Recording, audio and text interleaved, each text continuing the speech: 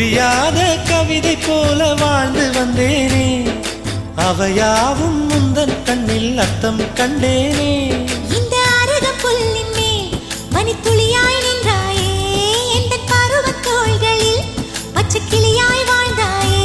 என்னை துளசி செடியாய் சுற்றி வந்தாயோ, கண்ணால் பார்த்து பார்த்து வெற்றி கண்டாயோ.